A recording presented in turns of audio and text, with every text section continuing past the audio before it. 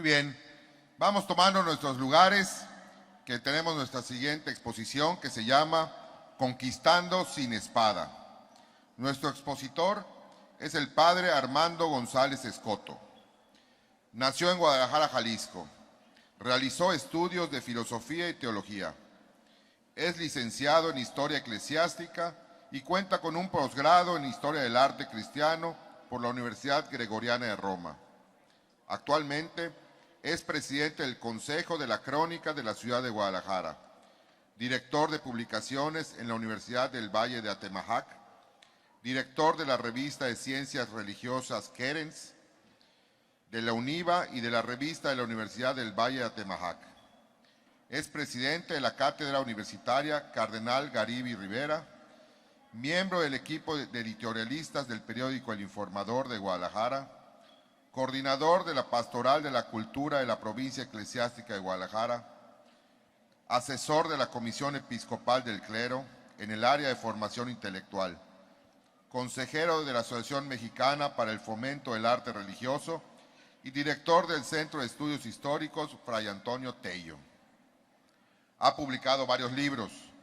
De igual manera, ha colaborado como coautor en múltiples libros de teología y es autor también de diversos artículos sobre cultura, religión, arte, política, historia y filosofía en periódicos y revistas especializadas.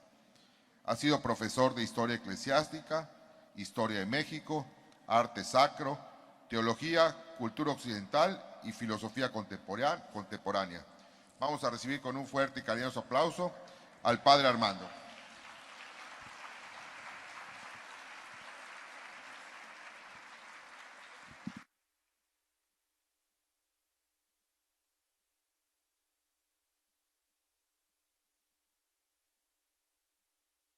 Buenos días.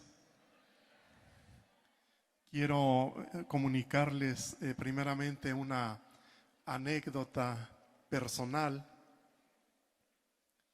Es la tercera vez que vengo a Cancún y es la tercera vez que vengo solamente a trabajar. Aunque cuando uno dice que va a Cancún a un congreso, los demás se arrastran de la risa. Dicen, pues, ¿cuál? ¿En Cancún? Bueno, les mandaré luego una foto para que sí me crean.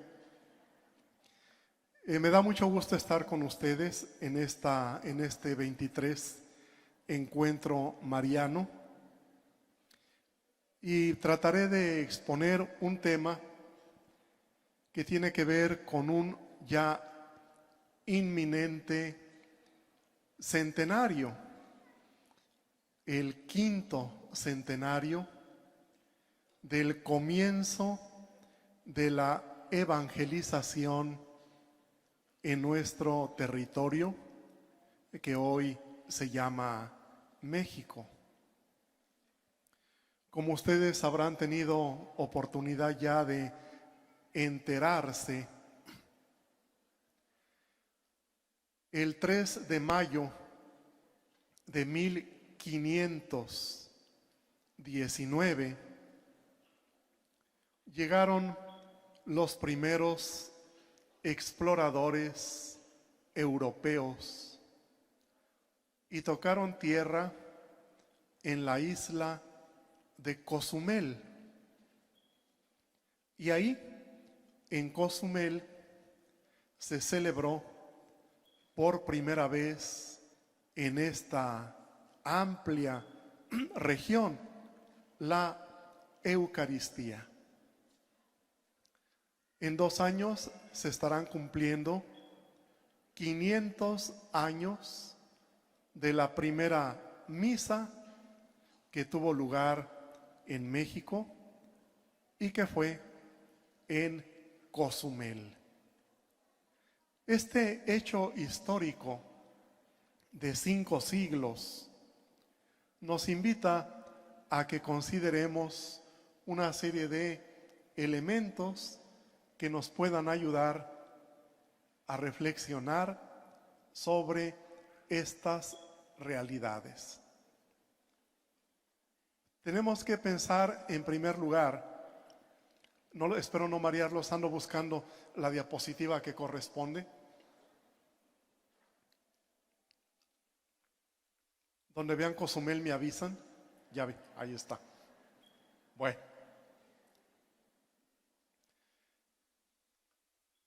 Reflexionar sobre el significado y el misterio de la fe cristiana, pero también reflexionar sobre el significado de una nueva tierra, de una nueva población que se abría al anuncio del Evangelio. Como también recuerdan, los europeos hicieron contacto con el continente americano en 1492. Pero de América conocieron por muchos años solamente las islas del Caribe: Cuba, Santo Domingo, Puerto Rico, Jamaica. Y no avanzaron más. Ahí se asentaron, ahí comenzaron a trabajar, a hacer producir la tierra al estilo europeo. Y la gente que vivía en las islas del Caribe eran personas en un proceso de desarrollo todavía muy primitivo. ¿Qué significa un desarrollo todavía muy primitivo con relación a Europa? En primer lugar, dirán los exploradores, esta gente que vivía en las islas del Caribe no usaba ropa. En cierto modo es explicable por el calor que hace, pero no usaban ropa. Con trabajo traían algún adorno sobre la cabeza, plumas, pero no usaban ropa. Y esto a los europeos les llamó mucho la atención. Son seres humanos que no aprovechan el buen fin, se ahorran ese tipo de gastos. Esta sociedad del Caribe vivía en chozas de carrizo, de palma, de tierra. No habían desarrollado grandes ciudades, no tenían armas que fueran respetables. Cristóbal Colón llega a decir que son personas tan sorprendidas por lo que traen los europeos que cuando ven una espada pasan el dedo por el filo a ver qué ocurre. Ya se imaginarán lo que ocurre. Estaban sorprendidos por estas novedades que ellos todavía no habían logrado desarrollar. Pero hay otro dato también bastante comprobado. Eran personas que comían carne humana. No sé a qué sepa la carne humana, ni quiero saber. Pero parece que a ellos les gustaba mucho. No estoy aconsejando nada. Pero les gustaba comer carne humana. Y era tan común entre los habitantes de las islas el comer carne humana que los europeos le pusieron el nombre de Caribe. Caribe significa donde se come carne humana. Afortunadamente nadie sabe y dice, ay, qué tan bonito el Caribe. Sí. Pero básicamente es una palabra latina, caro es carne en latín, e ivo, comer, comen carne humana. Por lo tanto, los europeos por muchos años, digamos por 24 años, la única imagen que tuvieron de los habitantes de América era la imagen de los habitantes de las islas Caribe, de una cultura muy primitiva, que no habían construido ciudades, que vivían en chozas de carrizo, que andaban desnudos y que comían carne humana. Esa era la realidad. Sin embargo, los españoles siguieron explorando y en enero de 1517, es decir, ya se cumplieron 500 años, los europeos llegan más allá de las islas y tienen contacto con Yucatán y Tabasco. Incluso llegan hasta el Pánuco, costeando arriba de lo que hoy se llama Veracruz. Y les llama poderosamente la atención descubrir que en este territorio había gente muy distinta a la de las islas Caribe. Era gente que se vestía, que construía con piedra edificios elevados, que tenía ejércitos, que usaban armaduras de caucho muy fuertes y resistentes, que tenían una civilización de las que no habían visto desde 1492, en que habían llegado a las islas Caribe.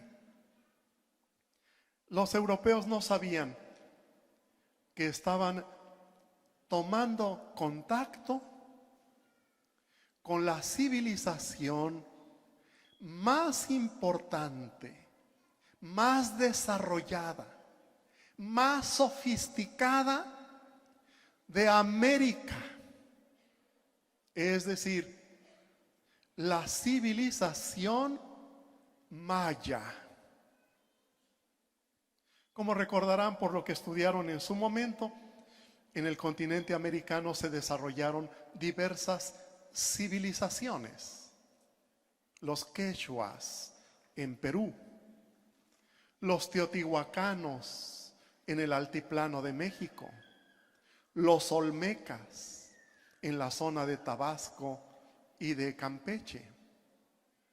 De todas esas civilizaciones indígenas, la más importante, la más desarrollada, la más célebre fue la civilización maya. Desarrollo científico, arquitectónico, literario, cultural y un dato que los pone por encima de cualquier otro grupo indígena en América. Solamente los mayas en América habían inventado una escritura alfabética. Eso no había ocurrido ni con los teotihuacanos, ni con los aztecas, ni con los olmecas, ni con los quechuas. Es el único idioma americano que había llegado a desarrollar un alfabeto. 1517, 1518, 1519. En esos 3 años, los europeos se dieron cuenta que esta región era una región superior, incomparable con lo que habían ellos conocido en el Caribe. Y que enfrentar, conocer, tratar de entrar en este mundo maya iba a ser efectivamente muy difícil. Y lo fue. Porque los habitantes del territorio maya, es decir, Guatemala, Belice, Honduras, Yucatán, Chiapas, parte de Tabasco, ese territorio maya era un territorio de enorme desarrollo cultural.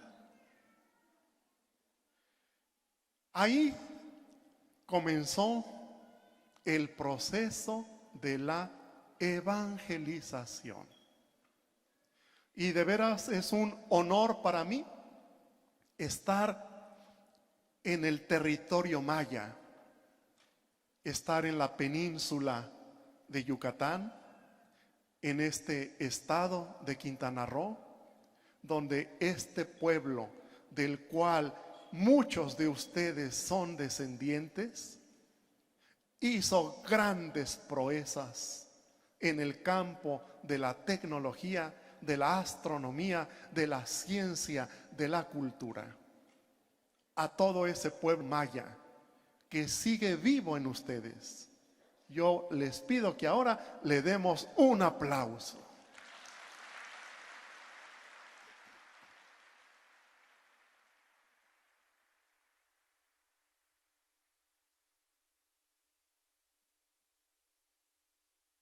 En 1519, Hernán Cortés descubre y entra a la isla de Cozumel. Cozumel estaba habitado por pueblos mayas. Lo reciben de paz. Es decir, no hay guerra, no hay un combate, no hay una conquista. Los habitantes de Cozumel muestran gran curiosidad por las naves en las que llega Cortés con toda su flota. Están ahí varios días, semanas en Cozumel,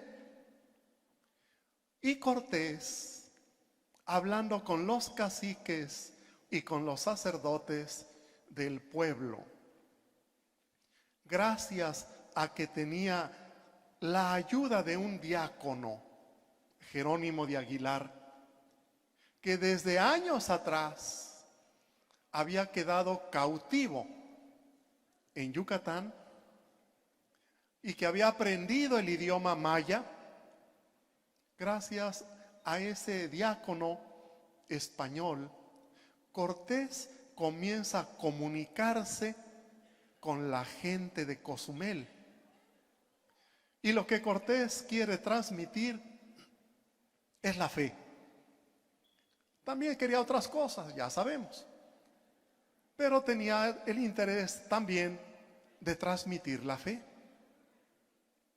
Y les pide permiso a los caciques y a los sacerdotes mayas de que en el gran templo que tienen construido en Cozumel se coloque también una cruz de madera y una imagen de la Virgen María. Este acto que ocurre en 1519 puede ser considerado simbólicamente como el primer acto de evangelización que va después a desarrollarse. Ahí estamos viendo una parte de una zona arqueológica en Cozumel que seguramente Cortés conoció. Entonces, poner la cruz para Cortés era muy importante, es el símbolo de la fe cristiana. Y junto a la cruz colocar una imagen de la Virgen María, seguro muy parecida a la que están ustedes viendo en esta diapositiva, porque es la imagen que Cortés traía en su propio estandarte. Por lo mismo, las imágenes que se pintaban se hacían copiando esta imagen de la Virgen María, donde aparece la Virgen como un busto. La gente de Cozumel conoció a la Virgen María en esta imagen que Cortés pidió se colocara en el templo que los mayas tenían en Cozumel. Cortés siguió adelante su exploración y a los pocos días de haber dejado Cozumel, una de las naves se descompuso y fue necesario regresar a Cozumel. Con Cortés venía un fraile Jerónimo que le había dicho a Cortés: no es bueno que dejemos la cruz y la imagen de la Virgen en Cozumel, porque lo más seguro es que cuando nos hayamos ido, los mayas la van a destruir, que al cabo ya nos fuimos. No es tan fácil que aquí les dejo a la Virgen y a la cruz y ahí me la cuidan. Todavía no eran creyentes. Pues Cortés regresa a Cozumel y se encuentra con la sorpresa de que los mayas conservan la cruz y la imagen de la Virgen.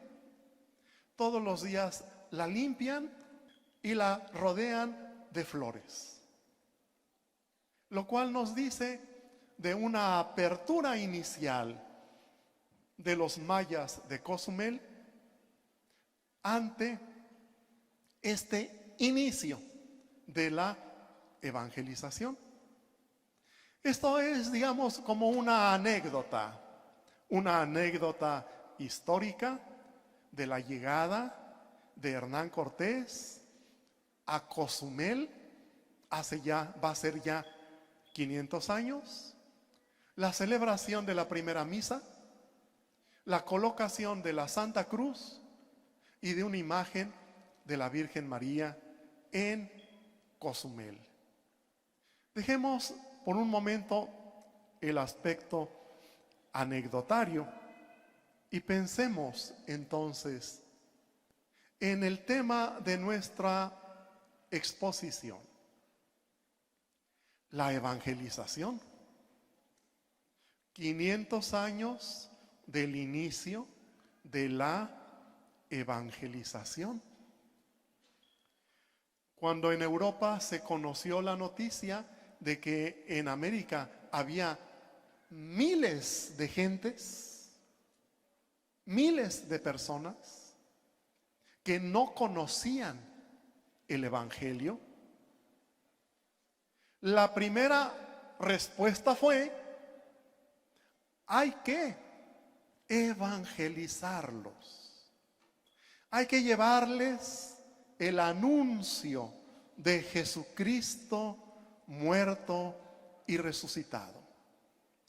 Hay que llevarles el mensaje de la salvación, la fe en un solo Dios y en Jesucristo su Hijo, que nos ha redimido. Hay que llevarles y comunicarles la fuerza del Espíritu Santo. para que también ellos gocen, experimenten la alegría de salvarse. Muy bien.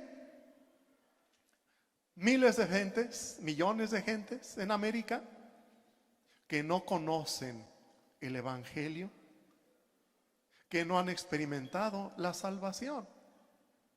Primera pregunta: ¿quién tiene poder para anunciar el Evangelio? No pregunto yo a quién se le puede ocurrir anunciar el Evangelio. ¿Quién tiene poder para anunciar el Evangelio? Seguramente ustedes han oído en el plano jurídico lo que son los poderes. ¿Qué es darle a una persona un poder jurídico? Es autorizarla, legitimizarla para que ejerza una determinada acción. Esto no debemos perderlo de vista. ¿Quién tiene poder para anunciar el Evangelio? O dicho de otra manera, ¿cualquier ser humano en el planeta Tierra tiene poder para anunciar el Evangelio? Si cualquier persona se encuentra por ahí una Biblia, dice: ay, qué bonito, dice, yo también voy a ir a anunciar la Biblia.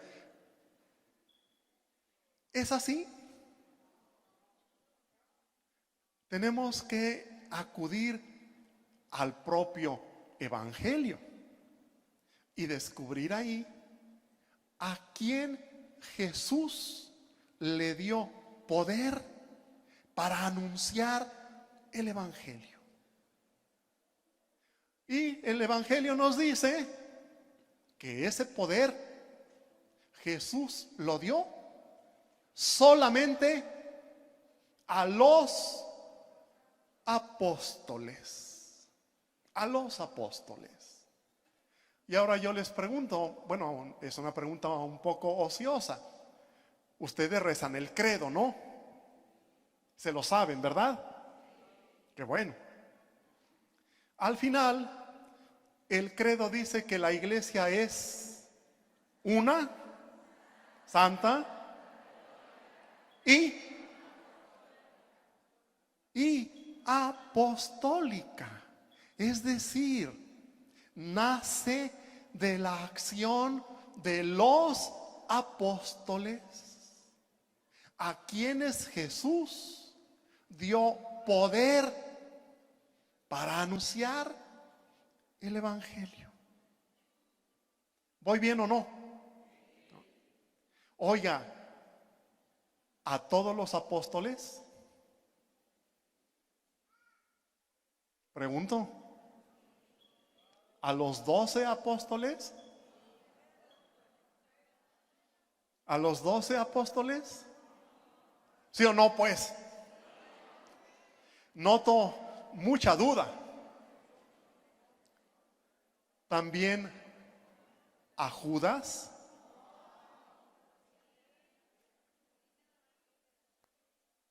¿sí o no? Pues qué bueno que hay controversia. Fíjense bien, el Señor Jesús dio poder de anunciar el Evangelio a todos los apóstoles, incluido Judas. Pero Judas perdió ese poder cuando se apartó de Cristo, de la comunidad apostólica, y acabó ahorcándose. ¿Sí? Así fue. Oiga, es que Judas traicionó a Jesús. ¿Y Pedro? También. Pero ¿cuál fue la diferencia? Pedro no se salió de la comunidad apostólica? Judas, sí. Todo cristiano que se sale de la comunidad apostólica pierde el poder de anunciar el evangelio. No se les olvide, todo cristiano que deja la comunidad apostólica pierde poder para anunciar el evangelio. Oiga, pero lo sigue anunciando. Bueno, eso se llama piratería. Piratería. Imagínense que yo tengo un negocio, no tengo ninguno, pero imagínense que tengo un negocio de venta de cocos, dulce de coco, el mundo feliz. Así se llama mi negocio, dulce de coco, el mundo feliz. Y me va muy bien. Y un día, enfrente de mi negocio, aparece otro negocio que se llama dulce de coco, el mundo feliz. ¿Qué creen que debo hacer? Cuando llegue la gente y diga, ah, caray, aquí el mundo feliz y acá también, ¿cuál de los dos es el de veras? ¿Cuál es el pirata? Entonces yo tengo que mostrar que pertenezco al origen, que soy el auténtico, que soy la marca y que el de enfrente es pirata. En México hay mucha piratería de todo tipo, todo se piratea en México. Era inevitable que también hubiera piratería religiosa. Solo en Estados Unidos hay 3,600 sectas. En México todas esas sectas han venido a hacer piratería. Y me llamó mucho la atención en Villahermosa. Hay una secta. Como ya no sabe ni qué nombre ponerse, porque hay tantas. Se pusieron el nombre que a mí me ha parecido el más correcto de todos. Y se llama Iglesia del Arca de Noé. Digo, perfecto. Porque en el Arca de Noé no había más que. Digo, oh, qué bueno. Es el mejor nombre seguramente que los iluminados. Bueno.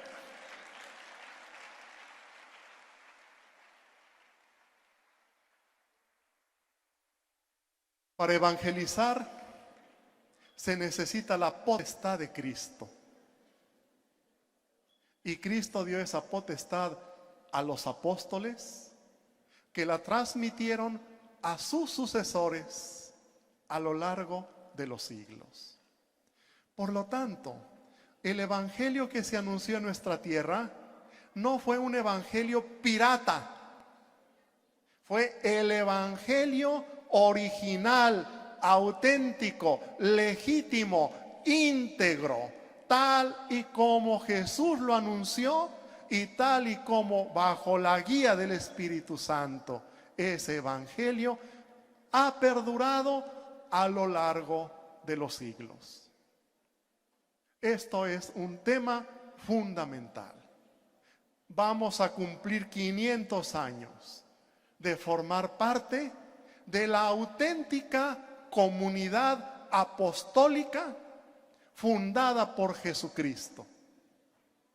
Para que nosotros pudiéramos integrarnos a esa comunidad, se necesitó de hacer esfuerzos extraordinarios. Y este es el otro punto que yo quiero tratar. Imagínense ustedes a un misionero del siglo XVI, A México llegaron primeramente los franciscanos, después llegaron los dominicos y luego los padres agustinos. En Europa, los provinciales de la orden franciscana iban a los conventos. ¿Quién se apunta para ir de misionero a América? Y había quienes lo hacían, se apuntaban. Y cuando iban ya a embarcarse, les venía una cuestión fundamental. Vamos a ir a anunciar el Evangelio. ¿En qué idioma? ¿Los indígenas de América hablarán latín? No, yo creo que no. ¿Y qué tal que entiendan griego? Y se venían estudiando griego en el trayecto. ¿Y qué tal que no hablen griego sino árabe? Pues vamos dándole una pasadita al árabe. ¿Qué tal que sí? Llegaban a nuestro territorio, les hablaban en español, en latín, en griego, en árabe. ¿Y qué creen que hacían los indígenas? Les daba mucha risa oír lo que decían porque no entendían nada. Se arrastraban de la risa. ¿Y estos cuates qué traen? Conclusión: para evangelizar se necesita hablar el idioma de la gente. A ver si dije bien. ¿Me di a entender? ¿Cómo queremos evangelizar a los jóvenes si no hablamos el idioma de los jóvenes? Hoy. ¿Cómo queremos evangelizar a los niños si ya no hablamos el lenguaje de los niños? Gran problema. En el siglo XVI, ¿cómo evangelizar a los mayas si no hablamos maya? Pronto los misioneros se dieron cuenta de que en este territorio que hoy se llama México, se hablaban más de 80 idiomas distintos con sus respectivos dialectos. De manera que todo misionero que llegaba a América debía dedicar sus primeros años a aprender el idioma de la gente. Y cuando ya medio habían aprendido, los mandaban a otro pueblo. ¿Y qué creen? Hablaban otro idioma. Y había que volver a aprender. Fue sumamente difícil. No piensen ustedes que llegaban los misioneros. Oiga, ¿y dónde está aquí la escuela de lenguas extranjeras? No, no hay. Oiga, ¿y dónde está el vocabulario maya español? No hay. ¿Algún video? ¿Un translator? No, no había nada. Debieron aprender las lenguas indígenas a partir de cero. Y en Yucatán había alfabeto, pero nada más en Yucatán, en el mundo maya. Fuera de ahí, ni alfabeto, ni escritura, ni nada. ¿Cómo aprender un idioma en esas circunstancias? Gran problema. Los misioneros que llegaron a esta tierra, además, habían prometido andar siempre a pie y descalzos. Oiga, ¿cómo que a pie y descalzos? Sí, a pie y descalzos. cuando le dicen a Carlos V, el emperador, de las enormes distancias que hay en América, de lo accidentado del terreno, de la ausencia de caminos. Piensa Carlos V en los frailes misioneros que caminan a pie y descalzos. Y Carlos V les propone a los franciscanos el privilegio de poder usar cabalgadura en América y usar calzado.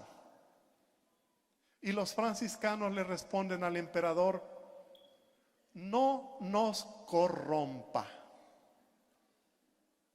El trabajo que hemos de hacer lo haremos a pie y descalzos. Como veo que ustedes no logran como captar lo que eso significa, les voy a proponer una técnica. Un día que tengan tiempo, váyanse caminando a Chetumal, pero descalzos. Para que sientan lo bonito. No por la carretera. No, qué chiste. A campo traviesa. Y entonces entenderán lo que vivieron los misioneros para comunicarnos el Evangelio. Porque llegaron los misioneros a esta tierra sin saber nada de esta tierra.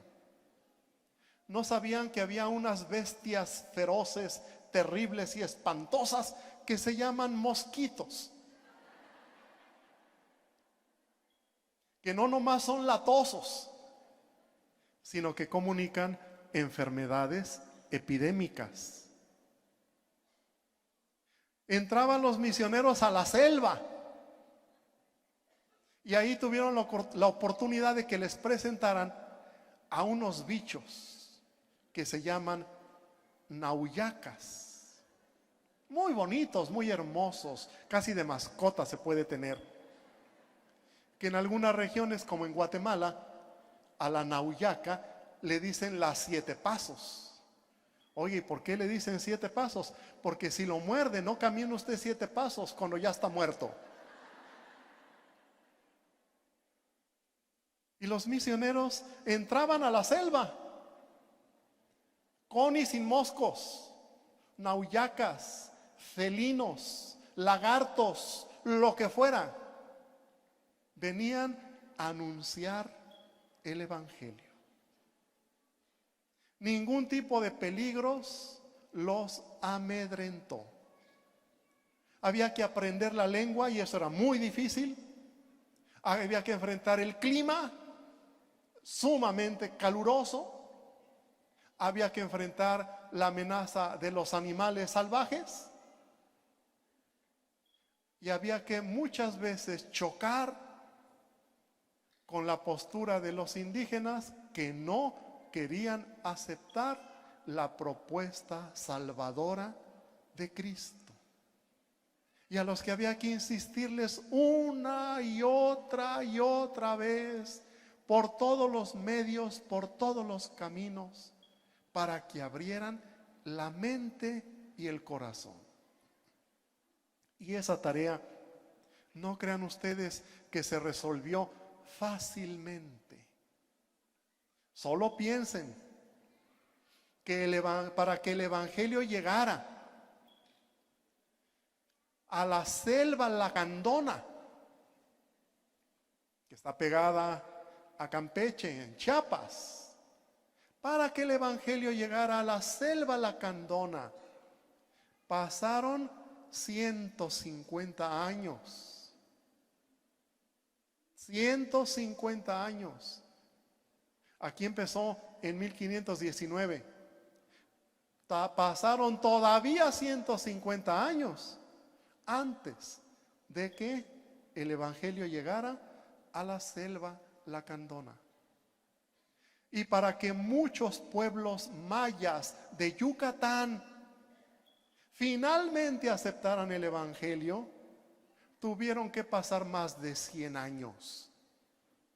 A principios del siglo XVII empezó a darse un fenómeno de verdadera conversión de pueblos mayas al Evangelio. ¿Y qué ocurrió en los 100 años anteriores? Penitencia, oración, defensa de los indígenas, solidaridad con ellos, estar cerca de ellos, vivir en sus aldeas, comer lo que ellos comían, vivir como ellos vivían, hacerse uno con ellos, para que en el ejercicio de la caridad, en la defensa de la justicia, de los derechos indígenas, los indígenas valoraran lo que significa el Evangelio. Debemos quitarnos de la mente la idea de que la evangelización en México fue bien fácil. No, viera usted nomás, todo mundo se convirtió. Esa es una hermosa tradición o leyenda o fantasía o hermosísima ignorancia. Fue sumamente difícil. Pero los cristianos católicos auténticos son tenaces, son esforzados, son comprometidos, son testimoniales, nunca se desalentaron. Que había indígenas que fingían convertirse, no se desalentaban. Que había indígenas que mezclaban sus creencias con las cristianas, no se desalentaban. Todo el tiempo fue insistir y dar testimonio de lo que es la vida cristiana. Y así, paulatinamente, en un lapso de 100 a 150 años, los pueblos mayas fueron integrándose a la comunidad apostólica fundada por Cristo. La evangelización entonces no es una tarea fácil. Supone en el evangelizador de innumerables condiciones. Cuando los misioneros llegan y encuentran la gran barrera que es el idioma, pues de aquí a que aprendo maya, pues ya se fueron 3, 4 años. ¿Qué hago mientras? Y entonces los misioneros predican por señas, predican con cartelas, hacen dibujos para dar a entender su fe, empiezan a publicar catecismos de monitos. Fíjense, en el siglo XVI, catecismos de monitos, porque no hablan el idioma, pero la imagen todo mundo le entiende. Catecismos de monitos introducen el teatro religioso. Si el indígena no entiende el idioma, entenderá la actuación. Y esos misioneros solemnes, graves, profundos, gente de oración, se tiene que poner a actuar frente a los indígenas para que ellos descubran en la actuación el mensaje de la fe. El misionero del siglo XVI es una persona extraordinariamente creativa. Si no se le ocurre una cosa, se le ocurre otra y otra y otra. Siempre está pensando cómo lograr que el mensaje de Cristo llegue a la gente. No eligen un solo camino, inventan infinidad de caminos. Y los indígenas les atrae el teatro, porque ellos no tenían. Y pronto quieren también actuar. Y en esa manera se van involucrando. Pero ahora actúan, pero hablan en maya. Y eso cambia la perspectiva. Están los propios mayas evangelizando a sus hermanos a través del teatro religioso. Es decir, no se detiene el misionero ante ningún obstáculo. Junto a esos recursos que son tan importantes, que fueron tan creativos en el siglo XVI, los misioneros descubren también la necesidad de que los indígenas pronto logren desarrollarse también en el campo de la civilización europea, para que puedan defenderse de cualquier tipo de abuso por parte de los españoles. Los misioneros se vuelven abogados de los indígenas. Son los que siempre están a la cabeza defendiendo el derecho de los más pobres, de los que sufren más injusticia, de los que carecen de lo necesario. Son grandes promotores sociales. No es nomás enseñar a creer y a rezar. Hay que enseñar también a vivir con dignidad, a vivir en el derecho y en la justicia.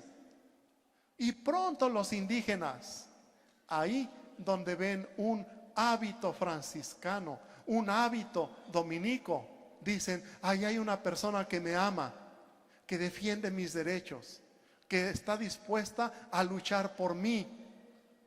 Y luego se preguntan: ¿y qué hace de este misionero el que sea tan entregado en la defensa de mis derechos? Que cree en Cristo. ¿Quién es ese Cristo que hace a estos misioneros tan amigos nuestros, tan defensores nuestros? La fe se comunica por el testimonio. El testimonio de vida, la capacidad de defender al que sufre. Los centros misionales van a ser característicos en todo nuestro territorio. 5 dependencias. Fíjense bien, 5 dependencias en todo centro misional. Primero, que haya escuela para que los niños aprendan. Segundo, talleres para que los adultos se capaciten en las técnicas profesionales europeas. Escuelas, talleres. Tercero, enfermerías. No hay un solo centro misional donde no haya una enfermería para que el indígena ahí se cure de sus enfermedades, lo atiendan. Cuarto, hospedería, porque los indígenas van de un lado al otro con sus mercancías. Saben que en el centro misional les pueden dar hospedaje para que pasen la noche y al día siguiente sigan su camino. Quinto, la capilla, la iglesia, para que ahí se encuentren y se recojan con aquel que nos salva, Jesucristo. Es 5 dependencias: capilla, hospedería, enfermería, talleres, escuela. Eso se llama evangelización integral. Integral. Quiero demostrarte mi fe poniéndome a tu servicio. Te enseño, te capacito, te curo si te enfermas, te hospedo si andas de viaje y te acerco al verdadero Dios. Esa evangelización fue el acto definitivo que llevará al indígena a descubrir la verdad de la fe. Verdaderamente esta es una fe que salva, porque en este mundo, en esta vida, ya no se está salvando. De manera que aunque fuera difícil, aunque hubiera obstáculos, aunque los indígenas estuvieran muy apegados a sus creencias y a su estilo de vida, a la hora de confrontar con el estilo de vida cristiano, tenían que descubrir la enorme diferencia. Ya no podemos vivir peleándonos unos con otros, ya no podemos comernos unos a otros, Ya no podemos ser indiferentes a los demás. Ha llegado a nuestra tierra una fe que genera comunidad solidaria. No solamente la verdadera fe, sino su consecuencia, que es la vivencia profunda de la caridad de Cristo.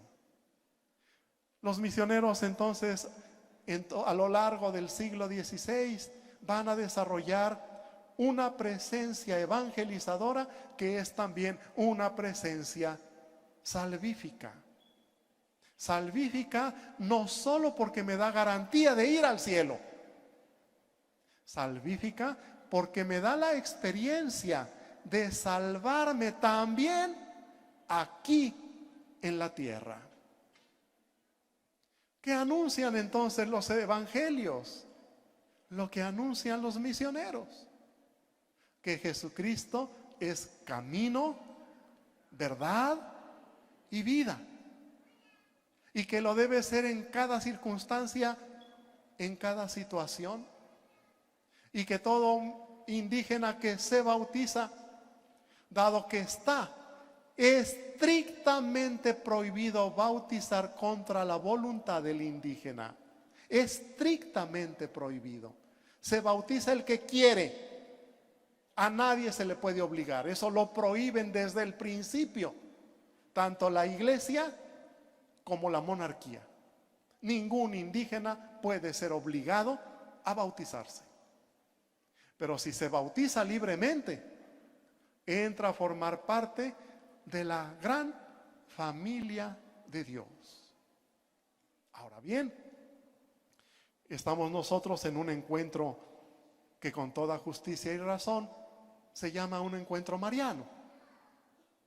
Y uno tiene que preguntarse también, y en todo este proceso evangelizador, ¿qué lugar, qué sitio ha ocupado la Virgen María? Y tenemos que recordar otra vez el Evangelio. Recordarán ustedes, porque todos tienen cara de leer el Evangelio y meditarlo.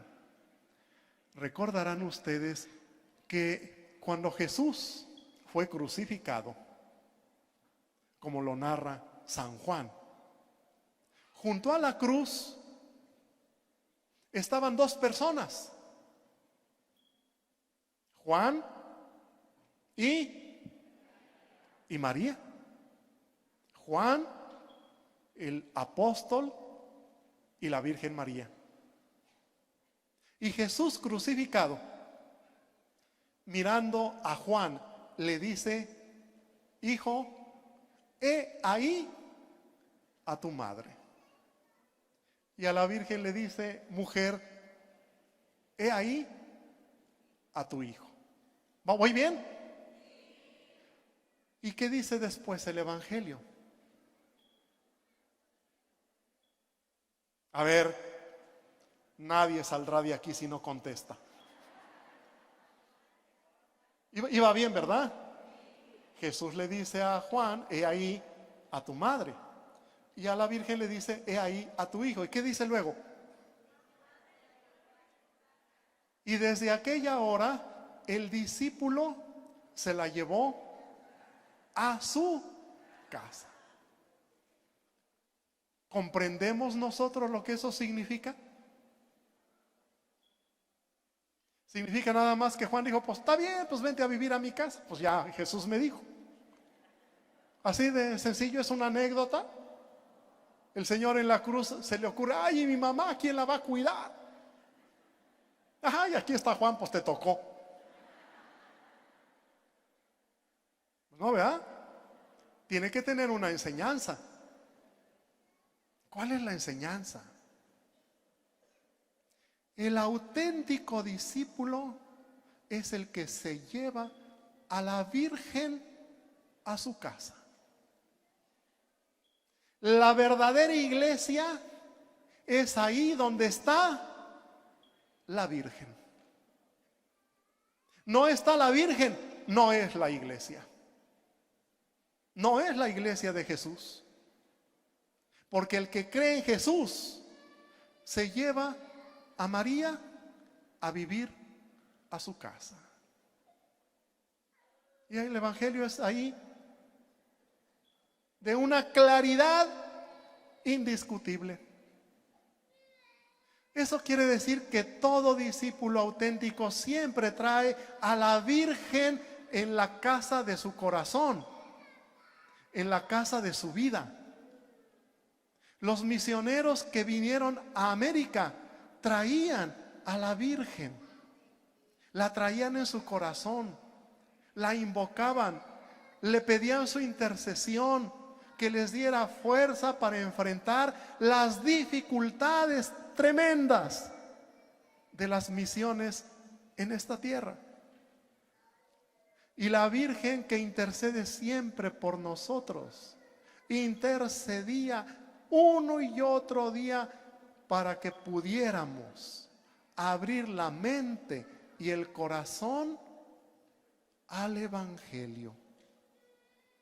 Nos han anunciado el Evangelio completo, el Evangelio íntegro, donde la Virgen María está siempre en la casa del discípulo.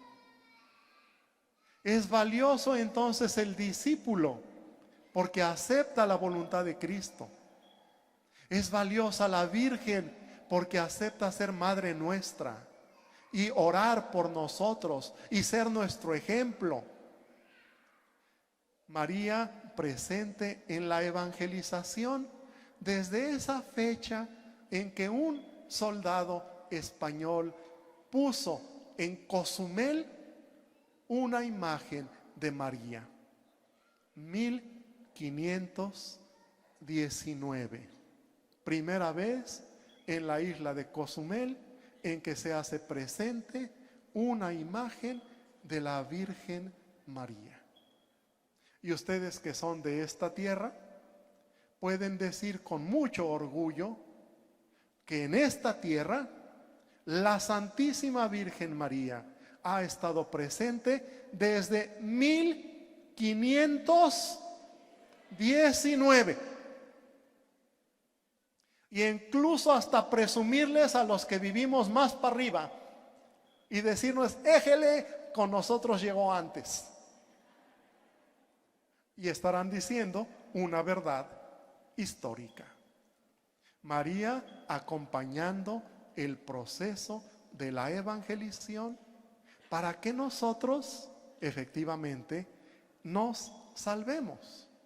Bueno, todo eso puede ser es una historia muy interesante, muy hermosa, con abundante contenido, pero uno también debe preguntarse, oiga, ¿y esta evangelización que cumple ya 500 años ha dado un resultado al 100%? ¿O qué tanto? Bueno, miren, la evangelización en el siglo XVI produjo que cientos de indígenas se convirtieran sinceramente al Evangelio. Y hago un paréntesis por si hubiera alguna duda. Indígena no es lo mismo que indio. Indígena es una palabra latina que significa originario del lugar. Por eso hay indígenas europeos y hay indígenas americanos. El indígena es el originario del lugar. Por eso yo uso la palabra indígena. De ahí viene también indigente, por ejemplo. El que nació en esa tierra. Bueno, yo hablo del momento en que los habitantes de esta tierra, los indígenas de esta tierra, se abren al Evangelio. Y fueron miles, con total sinceridad. Pero también hubo otros que no aceptaron el Evangelio. Todavía los hay. En México hay comunidades indígenas que todavía hoy, después de 5 siglos, no aceptan el Evangelio. Esta es su decisión. Hubo también indígenas que fingieron aceptar el Evangelio, como para estar en consonancia. Bueno, pues ay, dile que sí. Oye, ahí viene el misionero, te va a preguntar que si ya crees en Cristo, dile que sí. ¿Crees en Jesús? Sí, Señor. Ah, ya se fue, ya ves, dejó de dar lata. Bueno. Y también hubo indígenas que mezclaron su religión con la cristiana, a lo que se llama sincretismo. Todavía hoy hay personas sincretistas, es decir, que mezclan conceptos cristianos con conceptos paganos. Por lo tanto, si me preguntaran a mí cuáles son los resultados de esta evangelización que empezó en el siglo XVI, yo digo, hubo 4 tipos de resultados. Los que se convirtieron de corazón, los que fingieron convertirse, los que revolvieron las creencias y los que nunca se han convertido. 4 tipos de resultados que todavía hoy podemos ver. Gente que no acepta el Evangelio, gente que la revuelve. Yo he ido a San Juan Chamula y he ido también a Guatemala, donde efectivamente es una revoltura, donde ya no se sabe ni qué santo es la Virgen. Bueno, como sé que hay gente que no ha aceptado el Evangelio, y comunidades enteras que lo aceptaron y lo siguen viviendo hasta el día de hoy. Y eso sería un panorama histórico. Pero también me puedo preguntar, oiga, y en el momento actual, en este año 2017, todos los habitantes de Quintana Roo son cristianos. Y bueno, ahí podríamos decir lo mismo. Muchos sí, otros nomás parecen, otros definitivamente no lo son. Y quedan también en Quintana Roo personas que han revuelto la fe cristiana con creencias que no son cristianas. Oye, ¿qué podemos hacer? ¿Llorar? Pues a lo mejor un ratito. Y luego ya que lloremos un ratito, ¿qué? Pues a trabajar, a trabajar. Purificar la fe donde no es pura. Insistir en el anuncio de la fe ante aquellos que no la aceptan, para seguir cumpliendo el mandato de Cristo de evangelizar a toda la gente. El problema de hoy, sin embargo, no es simplemente el tema de la evangelización de toda la gente. Hay un problema bastante serio, que es el que familias profundamente cristianas de pronto tengan hijos que ya no lo son. Y los papás no encuentran la explicación. Los eduqué, les di buen ejemplo, los mandé a escuelas que garantizaran y de pronto me salen con que ya no creen. Un problema actual muy serio que afecta sobre todo a la gente joven. De pronto están perdiendo la fe y después acaban perdiendo la vida, porque entran a estilos de existencia, a formas de vivir que los desgastan, que los acaban, que los matan. No solo pierden la fe, pierden la vida. Y la comunidad cristiana del presente momento tiene que volver a aprender de los misioneros del siglo XVI. ¿De qué modo? ¿Con qué creatividad? ¿Qué hay que aprender? ¿Qué idioma hay que hablar? Para que la gente joven comprenda la riqueza del Evangelio. Porque está claro que con el lenguaje tradicional que usamos, ya no nos entienden. Ya no nos hacen caso. Y que incluso muchas veces tienen caminos como de escaparse a cualquier corrección que les queramos hacer.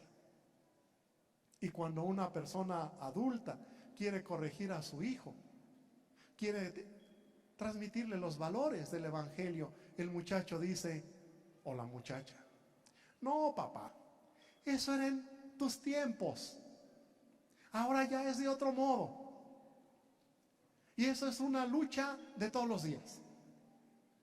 Y me voy a permitir, porque a lo mejor ustedes no me darían permiso, contarles una anécdota de una anciana a la que sus hijos se fueron a Estados Unidos, el hijo y la esposa, y le encargaron a la buena anciana a una adolescente de entre 15 y 16 años. Ya se imaginarán ustedes la que se armó. La adolescente, no, vivía feliz, hacía lo que le pegaba la gana. Se iba de antro y la viejita le decía, hija, vuelve temprano. Sí, abuelita. Y pues sí, volvía temprano, 4 o 5 de la mañana. Es muy temprano. Y llegaba ahí la viejita, hija, no vivas así. Ese modo en que estás viviendo no es bueno. Y la muchacha le decía, ay, abuelita, actualízate. Actualízate. Ya no se usa como allá en tu tiempo, en tu época, allá, así era. Ya no, actualízate. Y eso era todo el tiempo. Entre actualízate y corrígete. Hasta que un día la viejita se enojó y le dice a la muchacha, mira, hija, si se trata de actualizarse, actualízate tú. Porque eso que andas haciendo se ha usado siempre, no más que tú ni cobras. ¿Sí que? Actualízate. Bueno, vamos viendo qué se entiende por actualizarse. ¿Ya? Es que eso que tú haces es actual. No, hombre, es el oficio más antiguo del mundo, pero tú ni cobras.